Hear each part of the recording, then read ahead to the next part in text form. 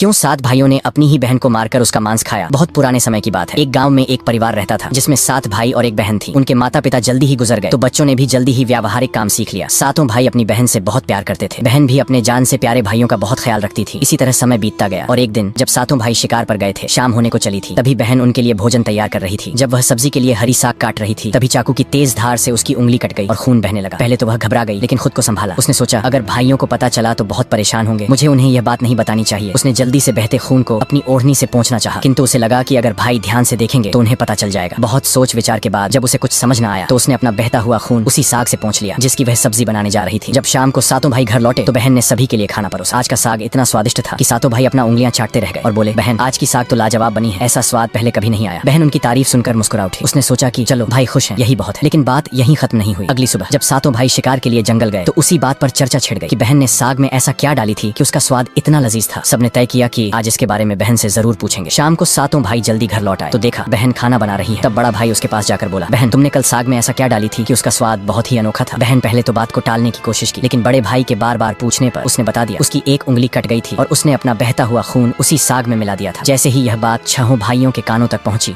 तो मानो उनके चेहरे के भाव ही बदल गए। शाम को जब 7 भाई एक साथ बैठे थे तो बड़ा भाई बाकी भाइयों से कहने लगा, सोचो जब बहन के खून की चंद बूंदें इतनी स्वादिष्ट हैं तो उसका मांस कितना स्वादिष्ट होगा। बाकी भाई भी इस क्रूर विचार पर सहमति जताते हुए बोला, हाँ अवश्य ही बहन का मांस बहुत ही स्वादिष्ट होगा। अब 6 भाइयों को बहन का मांस खाने की लालसा जाग उठी, परंतु सबसे छोटे भाई को यह सुनकर गहरी बेचैनी हुई। उसने सोचा कैसे हो सकता है कि कोई अपनों के साथ इतना भयानक विचार करे। तभी बड़ा भाई बोला, कल ही हम लोग बहन को शादी का झांसा देकर जंगल ले जाएंगे और तीर मारकर उसको मार डालेंगे, फिर उसका स्वादिष्ट मांस खाएंगे। सभी भाइयों ने हामी भरते हुए बड़े भाई की बात मान ली, लेकिन छोटा भाई अपने भाइयों की बातें सुनकर बहुत परेशान होने लगा। वह अपनी प्यारी बहन को बचाने के लिए बेचैन सा हो गया। वह खुलकर इसका विरोध नहीं कर सकता था क्योंकि 6 भाई एक तरफ थे। अगले दिन बड़े भाई ने बहन को बड़े प्रेम से बुलाया, प्यारी बहन तुम अब शादी के लायक हो गई हो। हमने तुम्हारे लिए एक बहुत ही सुंदर और योग्य वर खोज लिया है। आज हम तुम्हें उसका घर दिखाने ले चलेंगे, तुम तैयार हो जाओ। बहन यह सुनकर बहुत खुश हुई। आखिरकार वह भी अपना घर परिवार बसाने का सपना देख रही थी। वह उत्साह से तैयार हुई और अपने भाइयों के साथ चल पड़ी। रास्ते भर बहन खुश थी लेकिन इतनी दूर तक चलने के कारण बहन पूरी तरह से थक चुकी थी। तब उसने बड़े भाई से पूछा, भैया मेरा ससुराल अब कितना दूर है। बड़ा भाई मुस्कुराया और सामने की तरफ इशारा करते हुए बोला, देखो वह रहा तुम्हारा ससुराल, वहाँ तुम रानी की तरह राज करोगी। बहन यह सुनकर बहुत खुश हुई और उत्साह से आगे की ओर बढ़ने लगी। लेकिन जैसे वह थोड़ा आगे बढ़ी ही थी कि अचानक उसके सभी भाइयों ने उसे पकड़ लिया। बहन कुछ समझ पाती उससे पहले ही भाइयों ने उसे पेड़ से बांध दिया। भैया ये क्या कर रहे हो, उसने घबरा कर पूछा, पर उसके भाइयों के चेहरे पर अब किसी प्रकार की दया या प्रेम नहीं था। बड़े भाई ने आदेश दिया, इसे कसकर बांध दो। अपने सभी भाइयों को हत्यारे के रूप में देखकर बहन का हृदय दहल उठा। वह फूट फूट कर रोने लगी और भगवान को याद करते हुए कहने लगी, हे भगवान मेरे अपने ही भाई मेरी हत्या करना चाहते हैं, क्या इनमें से कोई भी मेरे लिए दया या प्रेम नहीं रखता। उसकी बातें सुनकर छोटे भाई की आंखें भर आईं। उसका हृदय कांप उठा लेकिन 6 भाइयों के खिलाफ जाने की हिम्मत उसमें नहीं था। बहन को बांधने के बाद बड़े भाई ने सबको बारी बारी से उस पर बाण से प्रहार करने का आदेश दिया। बड़ा भाई अपनी बहन पर पहला तीर चलाने ही वाला था, तभी बहन भाई के सामने करुण स्वर में गाना शुरू कर दी, मारो मारो भैया छाती में लक्ष्य करके, भैया छाती में लक्ष्य करके, तुम्हारा तीर जंगल को जाएगा भैया। बड़े भाई ने कठोरता से तीर चलाया लेकिन निशाना चूक गया। इसके बाद दूसरा भाई तीर चलाने को आगे बढ़ा। बहन ने पुनः वही करुण गीत गाया। दूसरा भाई भी निशाना साधने में असफल रहा। एक एक करके सभी 6 भाइयों ने अपनी बहन को मारने की कोशिश की परंतु हर बार उनका निशाना चूक जाता। अब सबसे छोटे भाई की बारी थी। सभी भाई उस पर चिल्लाते हुए बोला, पूरी ताकत से तीर चलाना, बहन को एक ही वार में मार डालना, अगर तुम असफल रहे तो हम तुम्हें भी जिंदा नहीं छोड़ेंगे। छोटे भाई के लिए यह स्थिति असहनीय थी। वह अपनी बहन से अत्यधिक स्नेह करता था। बहन ने जब छोटे भाई की जान खतरे में पड़ते देखी तो उसने मन ही मन निर्णय कर लिया, वह अपनी प्राण त्याग देगी लेकिन अपने सबसे प्रिय भाई को मरने नहीं देगी। उसने मन ही मन ईश्वर से प्रार्थना की, हे भगवान मेरे इस छोटे भाई का तीर मेरी छाती भेदने में सफल हो जाए ताकि इसे इन पापी भाइयों के हाथों मरना न पड़े। फिर उसने करुण स्वर में वही गीत गाए, मारो मारो भैया छाती में लक्ष्य करके, भैया छाती में लक्ष्य करके, तुम्हारा तीर मेरी छाती को भेद जाए भैया। छोटे भाई की आंखों से अश्रुधारा बहने लगी पर वह मजबूर था। उसने कांपते हाथों से तीर चलाया। तीर बहन की छाती में गहराई से उतर गया। वह दर्द से कुछ देर छटपटाती रही और फिर उसकी आंखें हमेशा के लिए बंद हो गईं। 6 भाइयों ने अपनी कुटिल योजना को सफल होते देखा तो उनके चेहरे पर क्रूर मुस्कान आ गई। अब 6 भाइयों ने मिलकर बहन के शव को टुकड़ों में काट डाला। बड़े भाई ने छोटे भाई को जंगल से लकड़ी और पानी लाने को कहा। छोटा भाई भीतर ही भीतर बहुत ही ज्यादा चिंतित था। उसकी आंखों के सामने उसकी प्रिय बहन की शव को टुकड़ों में काट उसके मांस को पकाया जा रहा था लेकिन वह असहाय था। जब वह जंगल गया तो पानी और लकड़ियों के साथ कुछ मछलियां और केकड़े भी ले आया। उसने मन ही मन सोचा, मैं अपनी बहन का मांस नहीं खा सकता, लेकिन अगर मैंने विरोध किया तो ये निर्दयी भाई मुझे भी मार डालेंगे। जल्द ही चावल और मांस तैयार हो गया और भोजन परोसा गया। सभी भाई मांस खाने के लिए उत्सुक थे। छोटे भाई ने चुपके से अपने खाने की जगह एक गड्ढा खोद रखा था। जैसे ही उसकी थाली में बहन का मांस परोसा गया उसने बिना किसी को दिखाए मांस को गड्ढे में डाल दिया और मछली केकड़ा खाने लगा। बाकी के सभी भाई अपनी बहन की हड्डियां चबा रहे थे। जब सभी का पेट भर गया तो बड़े भाई ने छोटे भाई से कहा, अब यह जूठन साफ करो। छोटे भाई ने बहन की हड्डियां व बाकी अंगों को इकट्ठे किया और चुपके से उसी गड्ढे में डालकर मिट्टी से ढक दिया। समय बीतता गया। उस जगह से एक बांस का पौधा उगाया और धीरे धीरे वहाँ बांसों का समूह बन गया। फिर एक दिन एक संत वहाँ से गुजर रहे थे, तभी उनकी नजर बांस के समूह पर पड़ी जो कि बहुत बड़ी और घनी थी और ये बाकी बांसों से थोड़ा अलग प्रतीत हो रहा था। तो संत ने सोचा, क्यों न बांस से एक वाद्य यंत्र बनाया जाए जिससे मैं गांव में घर घर बजाकर भिक्षा मांग सकूं। तो उन्होंने एक बांस काट लिया और उसे अपने साथ ले गए। संत ने उस बांस से सारंगी नामक एक वाद्य यंत्र बनाया। वे उसे बजा बजा कर दिन भर लोगों के घर जाकर भिक्षा मांगते और बदले में खूब सारा उपदेश देते थे। एक दिन संत भिक्षा मांगते हुए उसी गाँव में जा पहुंचे जहाँ वे 7 भाई रहते थे और अब तक 6 भाइयों का विवाह हो चुका था, लेकिन 7वां भाई अब भी अकेला था। वह अपनी बहन के दर्द को भूला नहीं था और इसीलिए उसने विवाह भी नहीं किया। जब संत बड़े भाई के घर पहुंचे, जैसे ही उन्होंने आंगन में कदम रखा, उनके सारंगी ने खुद ही गाना शुरू कर दिया, नहीं बजोरे सारंगी, यही है दुश्मन सबसे बड़ा। बड़े भाई के घर नहीं बजोरे सारंगी, दया प्रेम सब छोड़कर रिश्ते में यही दाग लगाया। ये सुनते ही बड़े भाई के पसीने छूटने लगे। वह आवाज सुनकर तुरंत भाप गया कि ये तो मेरी बहन की आवाज है, जिसे हम 7 भाइयों ने बहुत साल पहले मारकर खा गए थे। वह सोच सोच कर परेशान हो रहा था कि कहीं अगर गाँव वाले को सच्चाई का पता चला तो क्या होगा। उसने तुरंत अपनी पत्नी से कहा, जल्दी से योगी को भिक्षा देकर विदा करो। योगी बिना कोई प्रश्न किए भिक्षा लेकर वहाँ से आगे बढ़ गया। इसके बाद योगी बारी बारी से 6 भाइयों के घर पहुंचे। हर बार जैसे ही वे किसी भाई के आंगन में कदम रखते, सारंगी फिर वही करुण गीत गाने लगता, नहीं बजोरे सारंगी, यही है दुश्मन सबसे बड़ा, इन पापी भाइयों के घर नहीं बजोरे सारंगी। सभी भाई बहुत परेशान होने लगे, इसलिए एक के बाद एक सभी भाइयों ने अपनी पत्नी से कहा कि तुरंत योगी को भिक्षा देकर विदा कर दो। अंत में योगी सबसे छोटे भाई के घर पहुंचे। जैसे ही योगी ने उसके द्वार पर कदम रखा, सारंगी ने अपनी धुन बदल ली और एक नई मधुर संगीत बजने लगी। बजो रे बजो सारंगी, मेरे सबसे छोटे भाई के घर, मन की बात मन में छुपाकर युग युग से रख रहा है। बजो रे बजो सारंगी, यही है मेरे सबसे प्यारे भाई का घर। ये सुनकर छोटा भाई चौंक गया और सोचने लगा, ये तो मेरी बहन की आवाज जैसी प्रतीत हो रही है। फिर मन ही मन सोचा, नहीं नहीं, ये मेरा भ्रम है। लेकिन संगीत को बार बार दोहराने के बाद वह अजीब सा महसूस करने लगा। उसने तुरंत योगी को सम्मान पूर्वक अपने घर में बैठने के लिए कहा। छोटे भाई ने योगी का खूब सम्मान और जलपान से स्वागत किया। फिर उसने उनसे सारंगी की कहानी पूछी। योगी ने उसे बताया कि यह वाद्य यंत्र एक विशेष बांस से बना है, जो एक अज्ञात जगह पर जंगलों के बीच से उगे बांस के समूह से लिया गया था। ये सारंगी से उत्पन्न संगीत और योगी की बात सुनकर छोटा भाई सोच में पड़ गया और मन ही मन विचार करने लगा कि हो सकता है इस सारंगी से मेरा कोई गहरा संबंध हो। फिर छोटे भाई ने योगी से विनती की, कृपया यह सारंगी मुझे दे दीजिए, मैं इसे हमेशा अपने पास रखूंगा। योगी ने सहानुभूति से उसकी ओर देखा और बिना कोई सवाल किए वह सारंगी छोटे भाई को सौंप दिया और वहाँ से चला गया। योगी के जाने के बाद छोटे भाई ने सारंगी को एक पवित्र स्थान पर रख दिया। उसने उसे धूप दीप जलाकर सम्मान दिया जैसे वह कोई पूजनीय वस्तु हो। लेकिन कुछ ही दिनों में उसने अपने घर में एक अजीब सा बदलाव महसूस किया। हर दिन जब वह काम से लौटता तो देखता कि घर के सारे काम हो चुके हैं, घर एकदम साफ सुथरा मिलता, बर्तन भी साफ होते थे। शुरू में उसने सोचा कि शायद कोई पड़ोसी या भाभियां मदद कर रही होंगी, लेकिन जब यह सिलसिला रोज रोज दोहराने लगा तो उसका संदेह बढ़ने लगा। उसने अपनी भाभियों के घर जाकर पूछा, क्या मेरी गैर मौजूदगी में आप लोग मेरे घर की सफाई करती हैं? भाभियां चौंक गईं, हमें तो अपने ही घर के कामों से फुर्सत नहीं मिलती, तुम्हारा घर हम कैसे साफ करें? अब छोटे भाई की जिज्ञासा बढ़ गई। उसने सच जानने का फैसला किया। जब रात हुई तो वह बिना आवाज किए घर के एक अंधेरे कोने में छुप गया। आधी रात के करीब एक हल्की सरसराहट सुनाई दी। छोटे भाई की सांसें थम गईं। कुछ ही क्षणों में सारंगी से हल्की रोशनी निकलने लगी। अचानक सारंगी के भीतर से धीरे धीरे एक परछाई सी उभरी, जो धीरे धीरे एक लड़की की आकार लेने लगी। छोटे भाई ने जो अपने आंखों से देखा वो अविश्वसनीय था। सारंगी से एक सुंदर युवती प्रकट हुई, लेकिन जब वह दिए की रोशनी में आई तो छोटे भाई का दिल जोर से धड़क उठा। वह युवती बिल्कुल उसकी मृत बहन जैसी दिख रही थी। वह चुपचाप घर की सफाई करने लगी। उसने एक एक सामान को उसके सही स्थान से लगाया, बर्तनों को धोया और फिर घर की सफाई करने लगी। उसकी हर हरकत में अपनापन था, जैसे वह किसी अपने के घर को सहेज रही हो। युवती ने धीरे धीरे अपने काम खत्म किए और फिर जैसे आई थी वैसे ही सारंगी में समाने लगी। छोटे भाई हिल भी नहीं पा रहा था। जब वह पूरी तरह सारंगी में समा गई तब जाकर उसने राहत की सांस ली। अगले दिन उसने यह रहस्य अपनी बड़ी भाभी को बताया। बड़ी भाभी कुछ देर चुप रही, फिर गंभीर स्वर में बोली, अगर यह सच है तो मैं तुम्हें एक उपाय बताती हूँ, तुम ध्यान से सुनो। जब वह सारंगी से बाहर आए तब तुम तुरंत उस सारंगी को आग में डाल देना और उस पर गंगा जल छिड़क देना। इससे वह आत्मा अपने पुराने शरीर के बंधन से मुक्त हो जाएगी। लेकिन याद रखना, अगर तुम यह करने में जरा भी देर करोगे तो शायद वह हमेशा के लिए गायब हो जाएगी। छोटे भाई ने भाभी की बात को गंभीरता से लिया। उसने तय किया कि आज रात ही वह यह उपाय करेगा। रात होते ही वह फिर से उसी जगह छुप कर बैठ गया। इस बार वह पहले से ज्यादा सतर्क और तैयार था। उसकी आंखें सारंगी पर टिकी थीं। तभी वही हल्की सरसराहट हुई और सारंगी से वही रोशनी निकली। धीरे धीरे उसकी बहन फिर से प्रकट हुई। उसने हमेशा की तरह घर की सफाई शुरू कर दी। जैसे ही युवती ने अपना अंतिम काम पूरा किया और वापस सारंगी की ओर बढ़ी, छोटे भाई ने झटपट सारंगी को उठाया और उसे आग में डाल दिया। सारंगी जलते ही उसमें से एक तीव्र रोशनी फूटी। पूरे कमरे में उजाला फैल गया। युवती अचानक रुक गई। तभी छोटे भाई ने बिना समय गवाए तुलसी जल की बूंदें उस पर छिड़क दिया। जैसे ही तुलसी जल की बूंदें उस लड़की के ऊपर पड़ी, अचानक एक चमत्कार हुआ। धीरे धीरे वह मानव रूप में परिवर्तित होने लगी। छोटा भाई एकदम चौंक गया। वह अपनी आंखों पर विश्वास नहीं कर पा रहा था, जिसे वह एक दर्दनाक हादसे में हमेशा के लिए खो चुका था। आज फिर से उसके सामने खड़ी थी। आंसुओं की धारा उसकी आंखों से बहने लगी। वह दौड़कर अपनी बहन से लिपट गया। बहन भी भाई के गले से लिपटकर